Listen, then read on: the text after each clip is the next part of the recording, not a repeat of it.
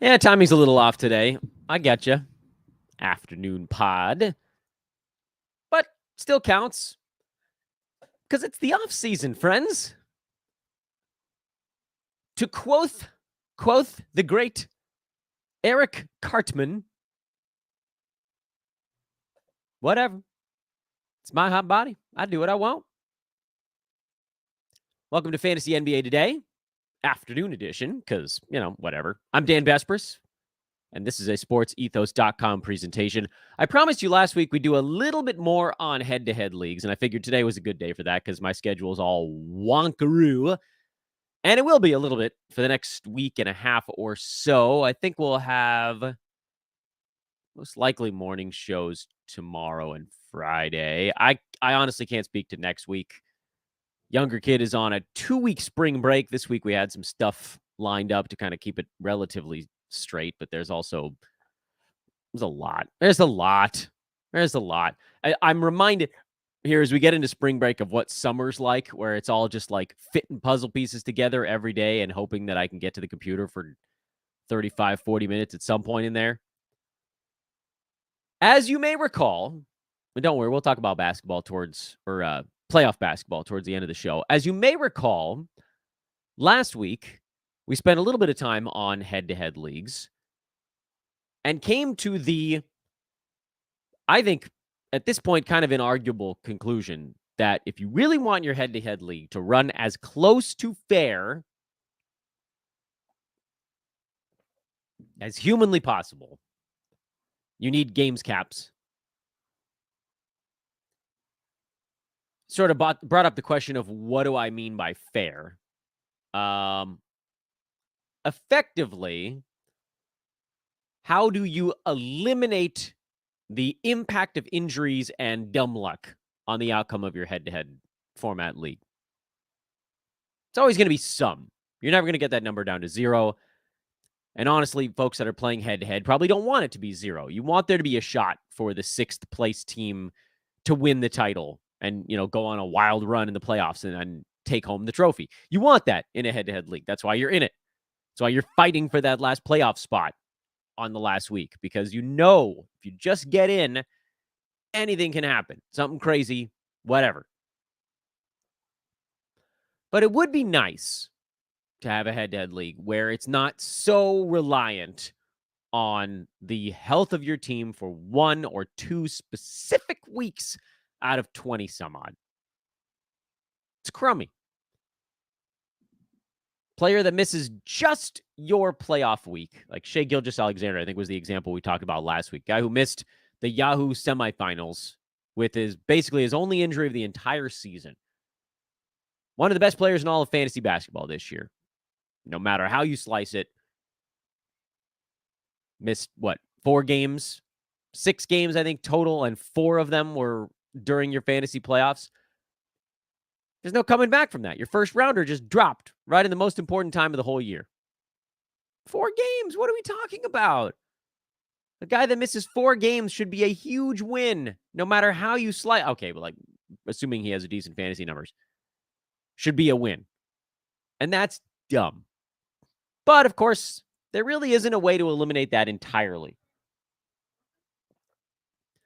What you can do, and this is what we talked about last offseason, is try to minimize as best we can when those moments occur.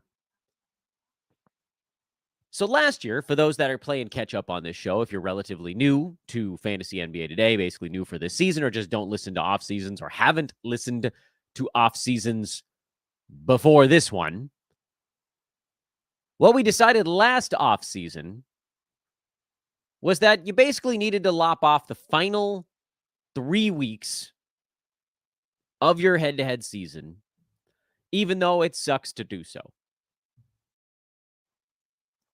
I like to always on this podcast try to understand where you guys are coming from, as opposed to just yelling things directly at you, telling you specifically what to do, emotionless, dry. Okay, I get a little dry sometimes, it's fine, but robotic.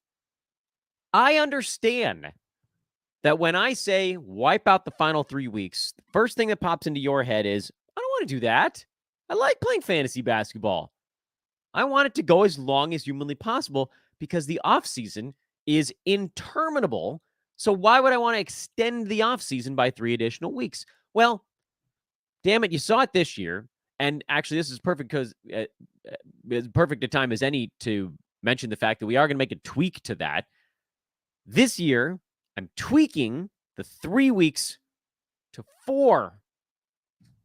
Yucky, I know. But if you want your head-to-head league to be as fair as possible, the BS, the real crap, started around 3.5 weeks from the end of the regular season. It's a bit anecdotal, and it's a bit season-specific, so a lot of the choices we make for this particular idea are based on recency, so recency bias is a thing. But also for this particular notion, the idea of how long to let a regular season run or to let your entire fantasy season run should be based on what you just saw because it's a trend line with the NBA. When does silly season start? And it's not exactly the same every year, but it's close. And this year it was about 3.5 weeks from the end of the regular season. Meaning you almost made it. I'm thinking about my finals matchup in a league where I picked the end date, which was indeed 3 weeks from the end of the regular season. And about halfway through that week, everybody decided to call it a year. The Wizards called it a year. The Jazz called it a year. The Blazers called it a year, with the exception of DeAndre Ayton for some reason. The Grizzlies actually brought some guys back in there and then subsequently called it a year like a week later. So they were not specifically in that 3.5 window. But a lot of the Tankaroo teams at about 3.5 weeks from the end of the season were like, I think we could probably get away with resting everybody at least every other game right now. That's when you saw the Kuzma stuff start in Washington. That's when you saw all the other guys besides DeAndre Ayton stuff in Portland. That one was a little clunkier because half their guys were out anyway, but that's really when you started to see it. The Jazz also were a very strong, notable one. Where like, Larry Markkinen, you can play for like a week, and you're done. Jordan Clarkson, you're done. Clarkson was the first of that mess. I think he went down right at the 4-week mark. Now, I know the Grizzlies are the counterexample of that they brought Jaren Jackson and Desmond Bane back for a little bit around that marker and then shut him down a little bit later. But this year, we saw it very clearly that 3 weeks wasn't quite enough to wipe out the nonsense completely.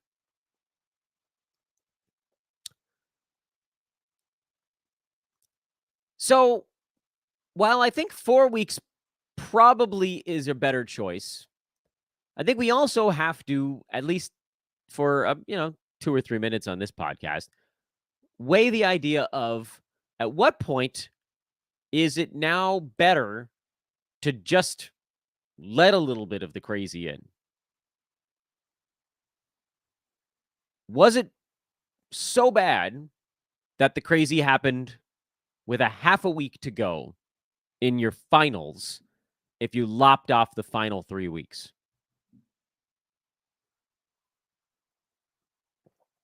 Sure was. Yeah, that sucked. That really stunk. If you're halfway through your finals and you're like, okay, I guess this is going all right, and then a third of your team is a game time call and most of them are missing one. Toronto, by the way, also in the mix for this who gets rested every other day kind of stuff. Yeah, it's horrible. This is unfortunately kind of a binary decision. Do you want to strive for maximum fairness, or do you want to just let it fly? There's kind of no in between. The in between right now is basically what Yahoo's trying to do. They wiped out the last 1 week of the season. Like that helped anybody at all. The last 1 week was, yes, it's awful. And because there only were like 2 days of actual schedule to work with, it was a completely idiotic week. But like, what did that do? I mean, I guess it's better than nothing. but not by much. The penultimate week was just as messy as the last week. The only difference in the last week, because the schedule was so dumb, you used all your moves on Wednesday and Thursday. By the way, I don't know if that's going to be exactly the same every year. It doesn't always line up quite that way. Some of it has to do with when the season started, and then, when that Tuesday falls for opening night, the rest of the season just sort of glides in after that. Still, I don't think you can do a half measure with this stuff. You can wipe out the final 2 weeks of the regular season. Okay, that's not a bad call compared to playing till the very end of the regular season. But you're still leaving 1 to 2 weeks of chaos. So your semifinals and your finals.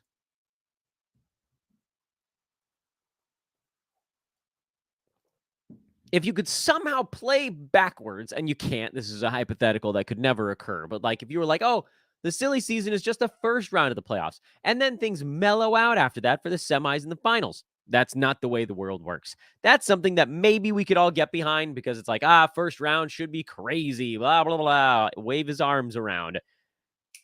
Doesn't work. Which way would I go? Well, you guys know me. I prefer Roto anyway, so if I'm going to play a head-to-head league, I would prefer it be super fair. And I hate that you have to chop off 4 weeks of the season to get to that point, which then chops off another 3 for the playoffs, and you're down to 17 regular season weeks. 4 months. That's not much for the regular season. You got to make your move quick. You cannot afford to fall behind in this new look because they're just, you're down to anywhere from 1 to 4 weeks of chances to get your team back in the mix if you got off to a slow start. I think it's worth it. Yeah, you change how you draft a little bit. You want to make sure you get off to a quicker start because, again, there's less time to solidify your regular season standings. But if you got money on the line, and I think most of you that are listening to this show have some amount of cash dangling out there, and I've played fantasy basketball now so long that I sort of, outside of 30 deep, I kind of have trouble paying attention if there isn't money on the line. I'd rather do an extra podcast for all of you guys than spend a few minutes trying to figure out a free NBA. I've done way too many of these leagues. Hundreds of them at this point. So you got money on the line. Don't you want it to be distributed in some sort of fair way? I would say yes. And so for that reason, here's a decree on Fantasy NBA today. We will officially change our position on head-to-head calendars to now eliminate the final 4 weeks of the NBA season. We're getting dangerously close, by the way, to the regular season ending over the All-Star break. I don't like that either. I will once again give that it sucks. It's another reason I like Roto, because you play until the very end of the regular season, and everybody getting shut down with 2.5, 3.5 weeks to go. It's not the end of the world. In fact, it's kind of fun. You drop half your team and pick up weirdos. You collect weirdo points. But if you're in head-to-head, you simply cannot let your semifinals and your finals get decided by guys you hadn't heard of 3 weeks earlier. And more importantly, even if you think that part is funny, it really sucks to have to use all 4 of your weekly moves to replace injured players that you relied on all year, and to still have more injured players that you don't have moves to replace. And that happens constantly over those final couple of weeks of the season. So it sucks, yes, to have to wipe out basically an entire month now of basketball. But if you want your head-to-head playoffs to be fair, you kind of have to do it. I want to discuss one other head-to-head possible fix and how I feel about it. And this is one that I've seen used more lately, and that's to reward players some sort of pot amount some sort of the cash prize based on regular season rankings.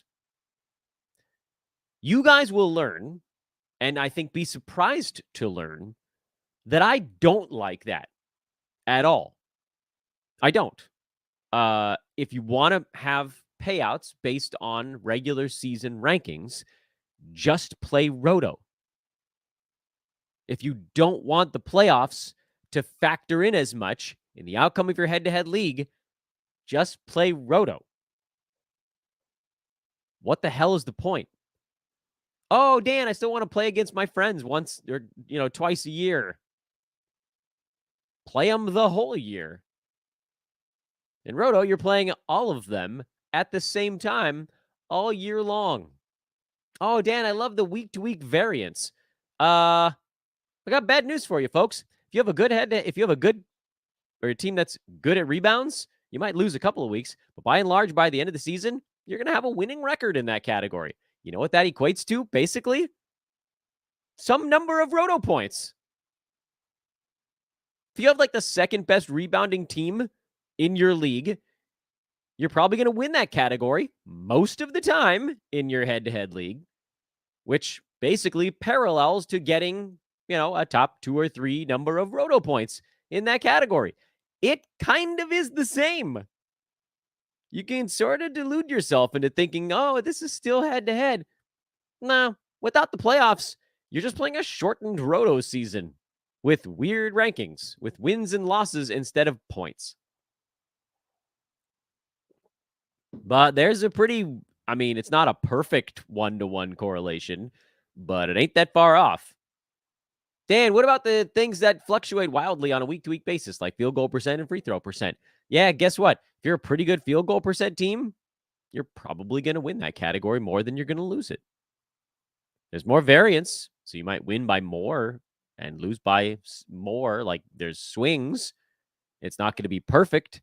You might have a good field goal percent team and go, I don't know, like 11-6 over 17 weeks. That probably equates to you being like, I don't know, 4th place. In Roto, doesn't miss by much. It's hard to quantify, too. Sort of qualitative. Oh, Dan, come on. I had like the 3rd best team in rebounding. How come I got 4th place in your Roto league? Or I had the 4th best record in that category in my head-to-head league. Yeah, there's like little fluctuations there. But if you're paying out your head-to-head league based on regular season record, at that point, just play Roto. If you badly want to be in a head-to-head league, just play one with the playoffs. Let the teams in the playoffs win the prize. I don't like the idea of giving away the prize to someone who wins the regular season. They already get enough of a bonus going into the playoffs by getting a first-round bye. That's your prize. You don't get money. You get the playoff bye. You get the bye week. That's a huge advantage. The math on this is extraordinarily simple. If you said that all 6 teams going into the playoffs were exactly the same, had it, again, impossible, but this is our hypothetical. We're throwing this into a temperature and pressure controlled chamber. If you said every single team going into your playoffs had the exact same chance of winning on a given week, so meaning any single playoff matchup is a true coin flip, a team skipping around only has to win 2 coin flips instead of 3. Do you guys know? The probability on that is relatively straightforward. You need to get heads, and then you need to get heads again. Anything else, you don't make it. Heads and then heads, tails and then tails, whatever. The other stuff, you don't win. You need to get heads, heads, heads. It's 1 out of 8 times. You get heads and then heads. It's 1 out of every 4 times. You had 25 or a 50% chance of winning on any given week, and you got to do it 2 times in a row. Quarter of the time.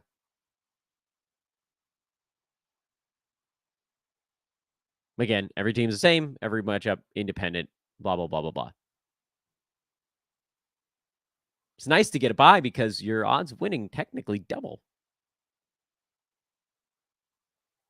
Ba, ba, ba, ba, ba. So, yeah, you don't need to give the first place team extra money. Unless they wanted to, cash out.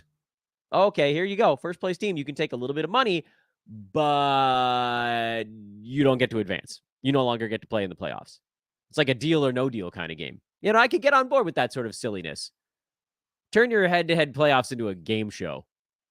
All right, first place team, you had the best record and you have a first round bye. The prize for this league is $1,200. It was $100 buy-in for a 12-team league.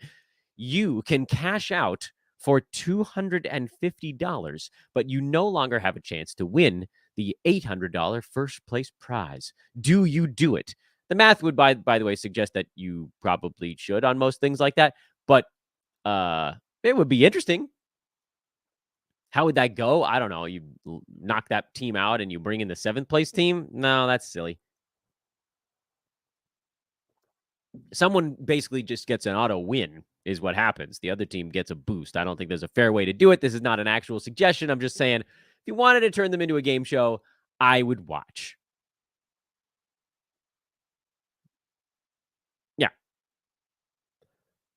But as far as rules in your actual head-to-head league are concerned, and this, again, is, I want to try to make sure that these are things that are sort of attainable, reachable, implementable solutions.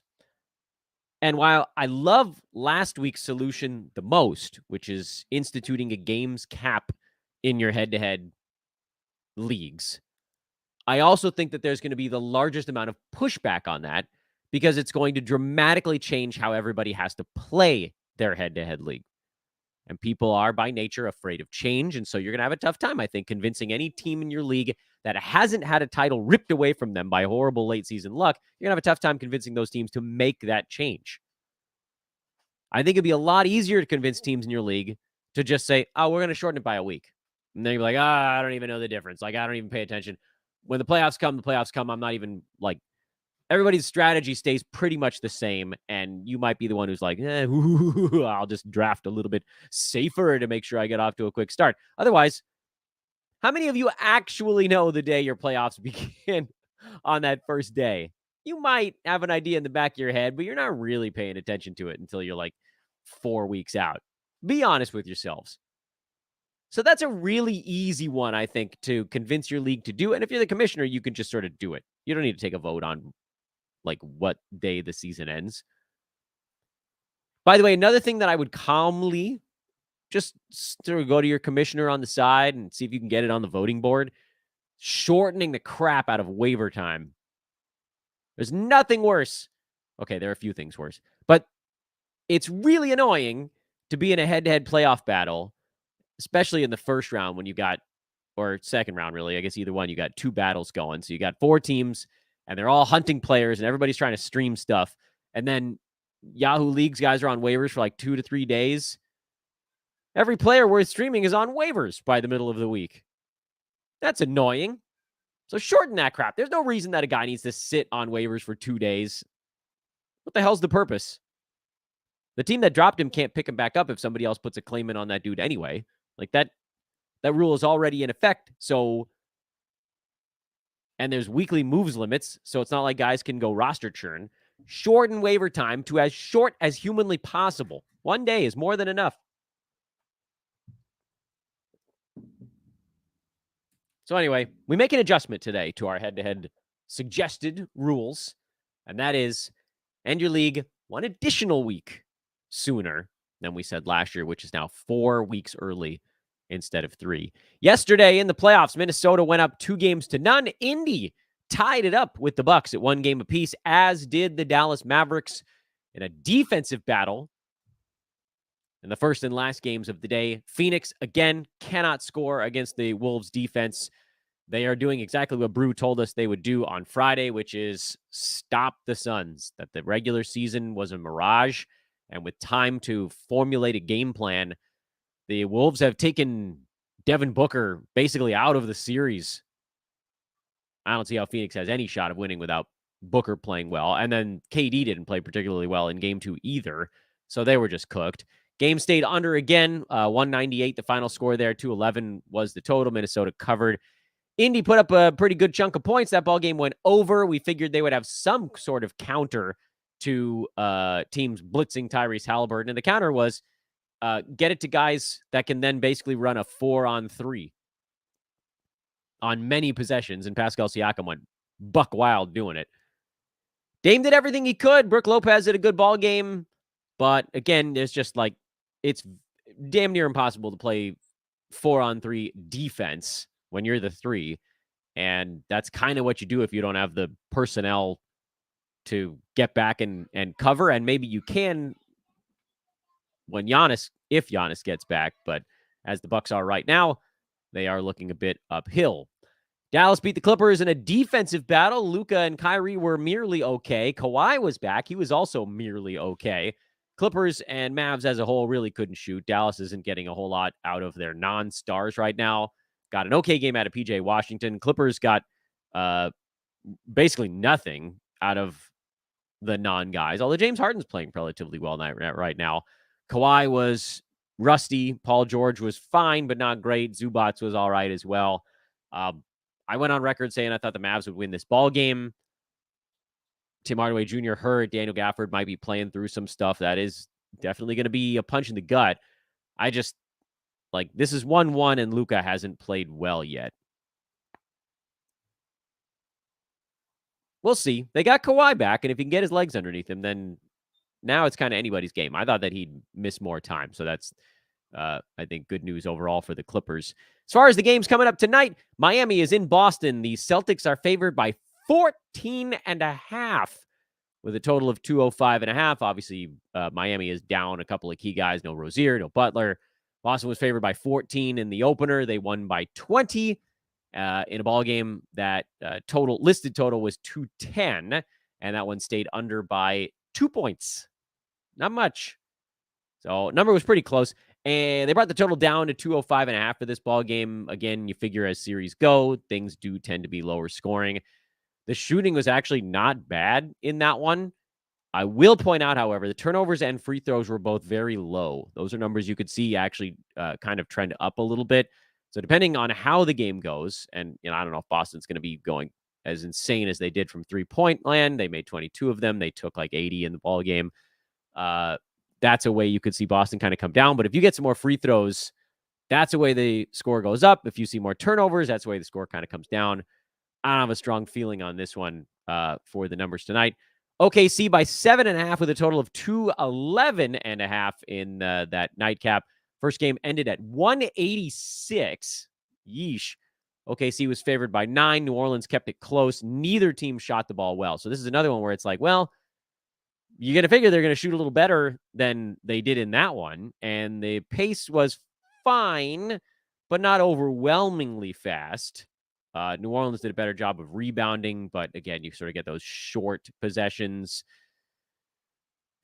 Also very low in the free throw department. Like, everything points to the next game being higher scoring than $186, but is it going to be high enough to get all the way to that number we were talking about, which is 211.5? That's a big jump.